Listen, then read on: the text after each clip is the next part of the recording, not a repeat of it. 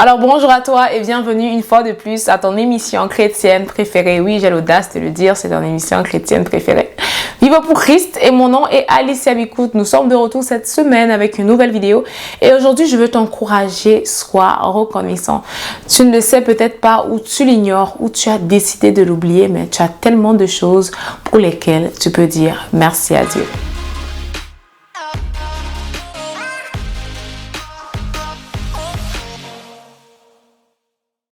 Bienvenue une fois de plus à ton émission chrétienne préférée, je le redis encore, Vive pour Christ. Si tu es ici pour la première fois, sache que c'est devenu ton émission préférée, abonne-toi, appuie sur la cloche de notification et on se revoit semaine après semaine, chaque mercredi à 13h du Canada et à 18h, 19h du Cameroun, dépendamment du fuseau horaire. Alors cette semaine, je vais te parler de être reconnaissant.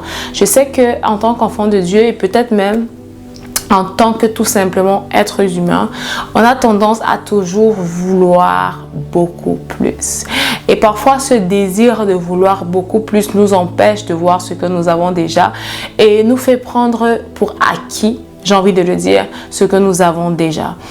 Je me rappelle lorsque j'étais au collège et lorsque les examens arrivaient, que ce soit le BPC, que ce soit le probatoire ou le bac, je priais le Seigneur, je disais Seigneur, si tu me donnes seulement le BPC, tu vas voir, je serai sage, ça. Et puis je faisais ma vie et puis je revenais, Seigneur, si tu me donnes seulement le probatoire, je serai sage et puis je fais ma vie. Et puis quand j'arrive au bac, Seigneur, si tu me donnes seulement le bac, on a toujours quelque chose qu'on peut demander à Dieu, on a toujours quelque chose pour laquelle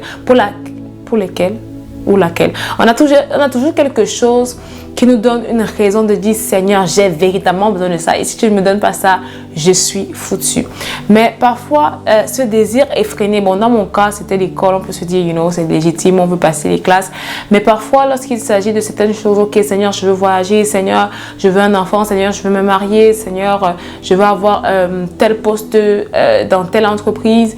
Parfois, ce désir effréné, en fait, nous empêche d'être reconnaissants pour ce que nous avons déjà. C'est bien de demander. La Bible dit que demander et on vous donnera. Dieu désire qu'on demande. Dieu désire qu'on lui fasse connaître nos besoins. Mais il va dire quelque chose aussi. Il va dire que lorsque vous vous approchez de moi, je sais, ne priez pas comme ceux comme des païens qui s'imaginent que c'est à force de paroles qui seront exaucées. Je sais ce dont vous avez besoin avant que vous ouvrez la bouche. Donc, ça veut dire que lorsqu'on s'approche de Dieu, on doit toujours avoir un cœur reconnaissant. Parce que parfois, il nous arrive de désirer tellement de choses qu'on n'apprécie plus en fait. On prend plus le temps, même lorsqu'on remercie Dieu, même lorsqu'on dit Seigneur merci, on prend plus le temps de le faire de tout notre cœur. Ces derniers temps, vous savez, je parle des relations. Je ne sais pas si tu es d'accord avec ça. Si tu te dis, Alice, tu parles trop des relations, c'est bizarre. Mais c'est un sujet comme un tout autre sujet.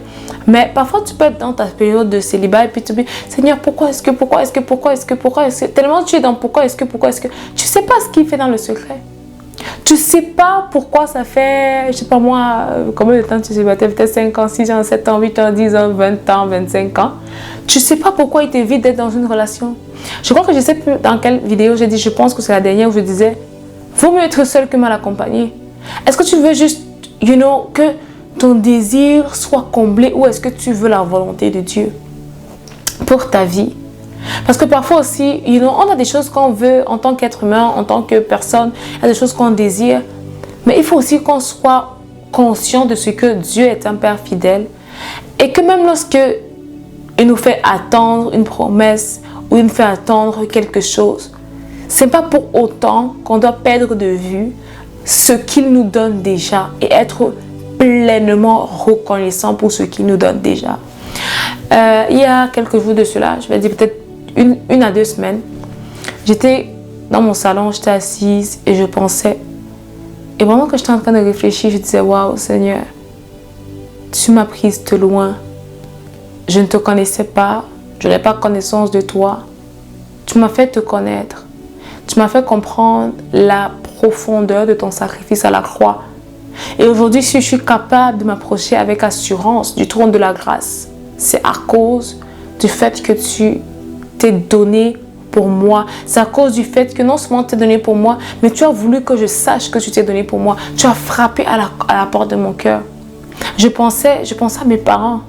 Je pensais à beaucoup de gens, d'enfants qui sont orphelins. Et je disais, mais Seigneur, j'ai mes 2 parents en vie. Je te dis merci. You know, je pensais à mes frères, à mes frères et sœurs. Je pensais à mon frère qui a aussi donné sa vie à Jésus. Je pensais à ma soeur et mes sœurs qui ont donné leur vie à Jésus. Et je disais, Seigneur, merci. Combien de familles, combien de femmes, de personnes sont en train de prier, Seigneur, Seigneur, que toute ma famille soit chrétienne. Et moi, j'ai la grâce que ma famille soit chrétienne. You know, je pensais à où est-ce que je vis. J'ai une maison, j'ai un toit. Je pensais à vivre pour Christ. J'ai une belle chaise, j'ai une belle caméra. Je pensais à la santé. Je peux respirer, je peux parler. I was thinking about all those things that God is doing in my life. Et j'ai commencé à pleurer parce que je me rendais compte en fait que, mais Seigneur, tu fais déjà même des choses que je ne t'ai pas demandé. Tu fais même déjà même les choses pour lesquelles je n'ai pas prié. Tu fais même déjà même pour les choses pour lesquelles je n'ai même pas pensé. Tu es tellement responsable, tu es tellement fidèle. Et j'ai juste commencé à pleurer à cause de la fidélité de Dieu. Et je crois que, comme il y a des chansons qui disent souvent, quand les bienfaits de Dieu, mets-les devant tes yeux et tu verras combien il est bon, combien il est grand. Vous savez, parfois, à force de toujours vouloir des choses, désirer des choses, se plaindre, Seigneur, pourquoi j'ai pas ci, pourquoi je n'ai pas ça, pourquoi j'ai pas de travail, pourquoi on oublie ce qu'on a. Il y a une servante de Dieu qui a dit, si même le salut c'était la seule chose que Dieu pouvait nous donner, ça aurait été assez. Pourquoi? Parce qu'à la fin de la journée, le monde va périr. La Bible dit que le monde passe, mais mes paroles ne passeront pas. Et les paroles de l'Éternel sont esprit et vie. Je sais, parfois ça peut être dur. Parfois ça peut être dur, les choses qu'on traverse. Parfois ça peut être, on se dit, mais Seigneur, c'est légitime. J'ai besoin de ça, j'ai besoin de ci, j'ai besoin de ça, j'ai besoin de ce travail, j'ai besoin de cet enfant, j'ai besoin de ce poste, j'ai besoin de cette stabilité, j'ai besoin de ce portage, j'ai besoin de cet ordinateur, j'ai besoin de ce business. Whatever it is, peu importe ce que c'est que tu demandes, ajoute dans le secret. Mais ça ne doit jamais te faire manquer de reconnaissance pour ce que tu as déjà. Tu t'es levé ce matin.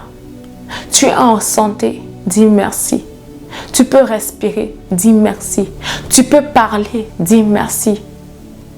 Ok? C'est pas pour dire que tu ne peux plus demander à Dieu. Mais demande à Dieu en ayant toujours un cœur reconnaissant pour ce que tu as déjà. Et lorsque tu vois que le temps passe, mais tu n'as pas encore ce que tu as demandé à Dieu, ou la requête que tu as fait, peut-être, ça peut être une requête, peut-être c'est une maladie. Ça fait 1 mois, 2 mois, 1 an. Tu cries à Dieu, tu n'es pas encore guéri. Ça fait peut-être 1 an, 2 ans, 3 ans, tu cherches un travail, tu n'as pas encore. Même jusque-là, que ta bouche ne manque pas de reconnaissance. Que ta bouche ne cesse pas d'adorer, de louer le Seigneur. Il y a une puissance cachée derrière la reconnaissance. Il y a une puissance cachée derrière la gratitude. Vous savez, la Bible nous dit que Job a été frappé et il a vécu des choses difficiles. Et sa femme lui a dit, maudit Dieu et meurt. Et vous avez parlé la semaine dernière d'avoir des partenaires, des destinées, des femmes qui ont la crainte de Dieu, des hommes qui ont la crainte de Dieu et qui vont vous aider à louer le Seigneur même lorsque vous traversez les moments difficiles, même lorsque vous ne comprenez pas certaines choses. Et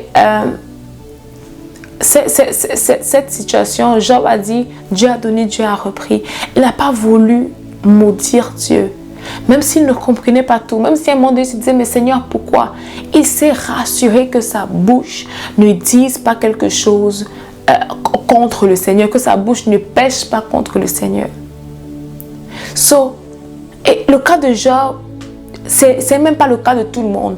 Ça veut dire que Job était un homme fidèle, de qui Dieu lui-même a rendu le témoignage de sa fidélité, de sa justice, du fait qu'il était un homme droit. Mais Dieu a permis qu'il passe par des moments difficiles. À plus forte raison, toi et moi, qui parfois on pêche, parfois on blasphème, parfois on se comporte mal aux yeux de Dieu, mais il continue à prendre soin de nous. Et lorsqu'on est un peu shake, ou bien lorsqu'on attend un peu de temps par rapport à quelque chose, on commence à murmurer. On commence à se dire, Seigneur, pourquoi? Oh mon âme, bénis l'Éternel, n'oublie n'oublie aucun de ses bienfaits. Il y a quelque chose que Jésus-Christ va dire. Il va dire, pour ceux qui prennent la Sainte Seine, vous le savez, il va dire, prenez mon corps, prenez mon sang, faites ceci en mémoire de moi. Ça veut dire que rappelez-vous que je suis mort à la croix pour vous. Rappelez-vous que j'ai été injurié à cause de vous. Rappelez-vous que j'ai pris des coups à cause de vous. Rappelez-vous que lorsque j'étais sur le point de crier à Dieu, lorsque j'ai crié à Dieu, que je disais, Seigneur, éloigne de moi cette coupe, j'ai pensé à vous. Rappelez-vous que lorsque j'étais à la croix et que vous m'avez frappé, moi qui étais innocent, j'ai dit, Seigneur, ne leur impute pas ce péché. Lorsque le découragement veut venir, lorsque tu vois, lorsque le diable peut te demander, comme la femme de Job, de maudire Dieu et de vivre ta vie. Lorsque tout autour de toi te tente à abandonner les yeux de Dieu et à faire à ta tête parce que tu te dis, la promesse de Dieu tarde. Lorsque tu es tenté d'enfanter un Ismaël alors que Dieu t'a promis un Isaac, rappelle-toi. Rappelle-toi, c'est ainsi que Dieu va dire à Josué, médite ce livre de la loi jour et nuit pour que tu n'oublies pas, pour que tu gardes en tête ce que le Seigneur t'a promis, pour que tu gardes en tête qui est Dieu, pour que tu gardes en tête qu'il est fidèle, pour que tu gardes en tête qu'il est bon, qu'il est miséricordieux et que sa fidélité endure pour toujours. Et une petite parenthèse que je vais dire ici, parfois lorsqu'on commence à murmurer, lorsqu'on commence à parler contre Dieu, c'est aussi parce qu'on a arrêté de méditer sur ses bontés, de méditer sur sa parole, de méditer sur ses promesses, de méditer sur ses bienfaits. C'est pourquoi il faut garder la parole de Dieu. Comme David va dire, je serre ta parole contre mon cœur afin de ne point pécher contre elle. Les amis, I don't know what you are going through. Tu peux me regarder si tu me dis, Seigneur, Alice, peut-être tu ne sais pas ce que je traverse. Job a traversé ce que tu traverses. Jésus-Christ a traversé ce que tu traverses. Mais s'ils ont été capables de continuer à bénir le Seigneur, alors toi et moi, nous sommes capables de continuer à bénir le Seigneur. Parce qu'en effet, il est bon. Parce qu'en effet, il est fidèle. Et s'il y a une seule chose que Dieu a fait pour toi, s'il faut même s'arrêter seulement au salut, c'est assez pour que tu ne cesses de le louer. C'est assez pour que jour et nuit, tu ne cesses de l'adorer. Dieu est fidèle. Ce qu'il nous a promis, il va nous le donner. Je ne sais pas ce qu'il t'a promis, mais laisse-moi te dire que Dieu est fidèle. Et à l'attendre, pendant que tu attends, on ne bénit pas Dieu seulement lorsqu'on a ce qu'on veut. On bénit Dieu même lorsqu'on n'a pas encore la promesse. On le bénit comme si on avait la promesse. C'est pourquoi il a dit, lorsque vous demandez, croyez que vous l'avez déjà reçu et vous le verrez s'accomplir. Et lorsque tu crois que tu as déjà reçu, parce que tu sers un Dieu bon et fidèle, tu commences à l'adorer, tu commences à le louer. Et lorsque la promesse tarde, comme la Bible dit, attends-la avec un cœur de gratitude parce qu'elle s'accomplira. Si c'est l'Éternel qui l'a déclaré, elle s'accomplira certainement. Alors je veux finir par dire que si tu te reconnais comme quelqu'un qui a beaucoup murmuré contre Dieu, si tu reconnais que tu as parlé, parfois, pas forcément que tu as maudit Dieu, pas forcément que tu as mal parlé de lui, mais tu t'es trop plaint. Oh, pourquoi j'ai pas encore ci, ou pourquoi ou bien même ce que tu as pris ça comme étant acquis. Tu vois, rends grâce à Dieu. Il y a une petite histoire, je vais terminer par là. Une personne qui disait, Seigneur, je suis fatiguée, je vais aller me suicider parce que je suis fatiguée de ce que je traverse. Et pendant qu'il était en train d'aller se suicider, il a rencontré des mendiants qui lui ont demandé, monsieur, où allez-vous? Et il dit, je m'en vais me suicider parce que je suis fatigué de la vie.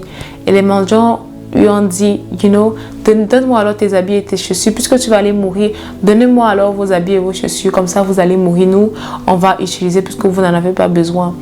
Et le monsieur sur le chemin, il s'est rappelé que en fait, ce que je prenais pour acquis, juste ces vêtements-ci, c'est le sujet de prière de quelqu'un d'autre. Parfois, ce que tu prends pour acquis est ce pourquoi une autre personne prie.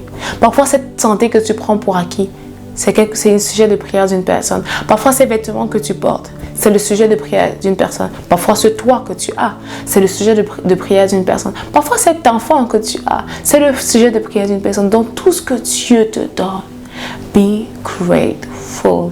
Et si tu as murmuré ou bien si tu as oublié de te rappeler des bienfaits de Dieu, répands-toi, demande pardon à Dieu et dis Seigneur, donne-moi un cœur reconnaissant, d'être reconnaissant pour toutes les petites choses, parce que la Bible dit celui qui est fidèle avec de petites choses, celui qui sait dire merci avec de toutes petites choses, Dieu va lui donner encore de plus grandes, Dieu va lui confier encore de plus grandes.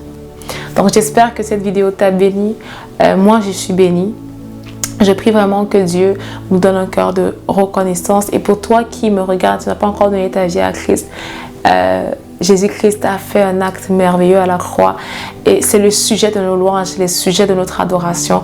Il t'a donné l'opportunité de l'accepter dans ta vie comme ton Seigneur, comme ton Seigneur et ton Sauveur, afin que tu puisses devenir enfant de Dieu et faire partie de la famille de Christ. On ne naît pas enfant de Dieu, on le devient en acceptant, en faisant le choix d'accepter Jésus-Christ et de laisser notre ancienne vie pour embraser en fait la vie qu'il a à nous donner. Donc c'était un peu ça. Si tu veux donner ta vie à Christ, c'est le moment ou jamais. Que Dieu te bénisse abondamment. On se retrouve la semaine prochaine avec une nouvelle vidéo. Que Dieu vous bénisse. Que Dieu vous bénisse abondamment. Et bonne journée à vous.